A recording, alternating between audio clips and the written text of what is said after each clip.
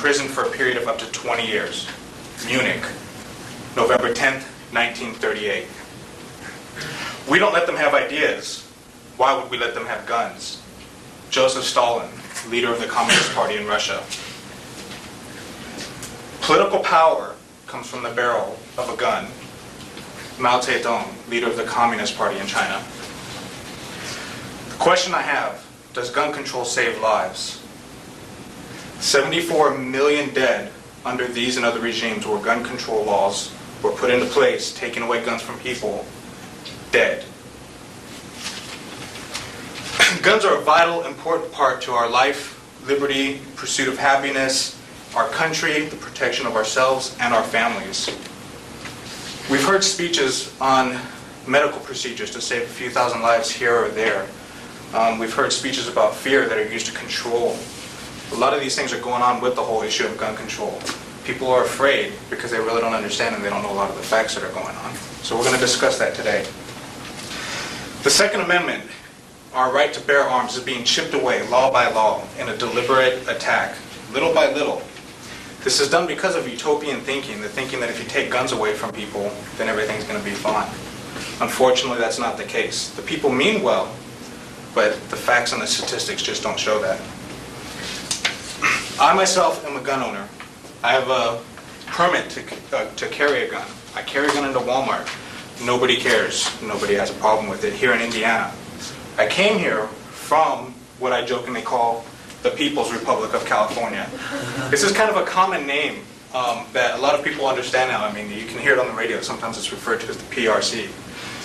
The gun laws there are very restrictive, and there's a lot of crime there. There's not a lot of crime in Indiana in comparison, where gun laws are very lax.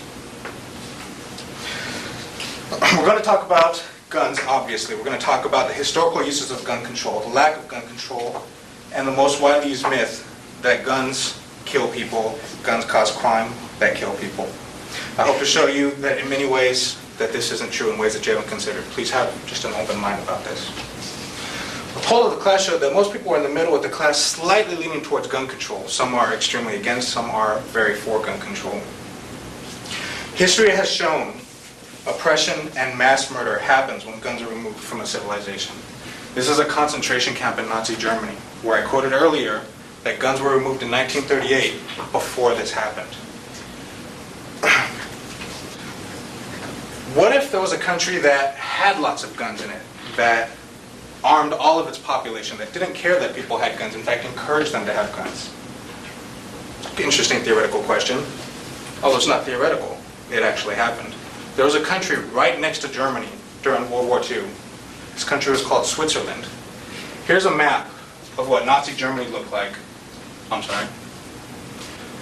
Here's a map of what Nazi Germany looked like. And here's Switzerland, right here in the middle. This was all Nazi-controlled land. Why did they leave this one little area alone? To paraphrase a book, Target Switzerland, what was decisive was the Swiss determination to defend itself by armed force based on armed citizens. So we've seen how guns can protect nations. What about crime against individuals? Gun laws do not stop crime against individuals. JustFacts.com reports from an FBI report that Florida became a right to carry state in 1987. From 1987 to 1996, from the Federal Bureau of Investigations, not a right wing, not a left wing, not a political website, from the FBI itself, the homicide rate was down 36% 10 years after.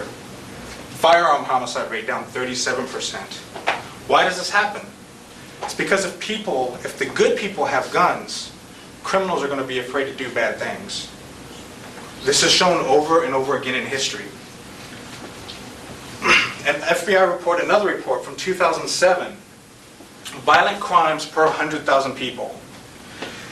Washington, D.C. has the most restrictive gun laws in this entire country. Almost every gun is banned up until just recently, when the Supreme Court overturned a law case. So Washington, D.C. currently still is under the most restrictive gun control laws in the country.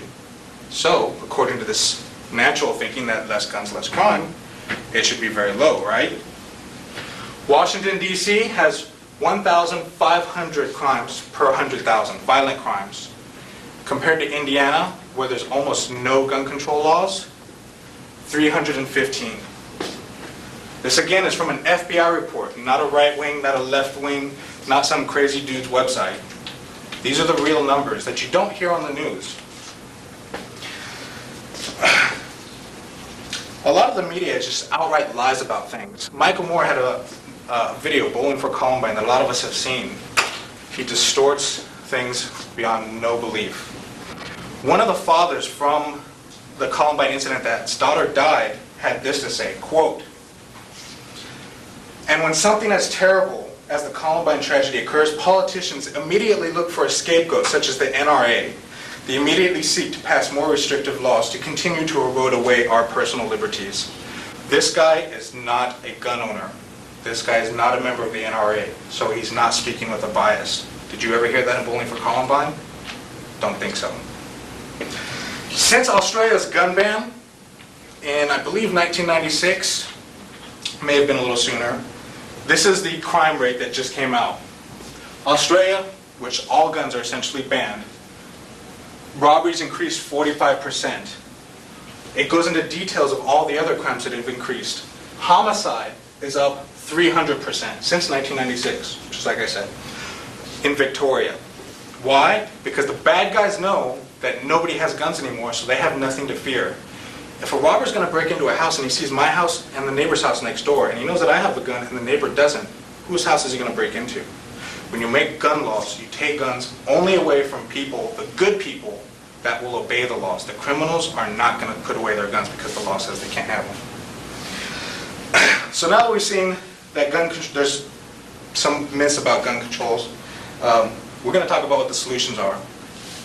Being educated makes all the difference. Don't buy into propaganda. I had a friend from Russia, I have a friend from Russia, who said the difference between American propaganda and Russian propaganda was the Russian propaganda was so absurd, nobody believed it. The American propaganda is very subtle, and this gets us to move step by step by step closer into accomplishing the goal of total gun control. Voting against gun control would prevent innocent victims from being hurt. Imagine which country you would have rather lived in. Poland, where there was mass loss of life during World War II, or Switzerland. Voting against gun control would prevent innocent people from becoming victims. The LA Times article mentioned a robber who tried to rob an off-duty police officer and said it was the wrong target. Why shouldn't everybody be the wrong target? Anytime there's a prop calling for gun control, vote no. Be careful of propaganda dressed up to sound nice to take advantage of situations such as Columbine. In conclusion, I'd like to draw us back to where we started. Gun control is vital to our to our protection of life, liberty, of our families, and our country as a whole. And I want to end with just a couple quotes. If you don't have the right to preserve your own life, the others seem insignificant. No free man shall ever be barred from the use of arms, Thomas Jefferson. Free people ought to be armed. And lastly, but most importantly, the only thing necessary for the triumph of evil is for good men to do nothing. Thank you.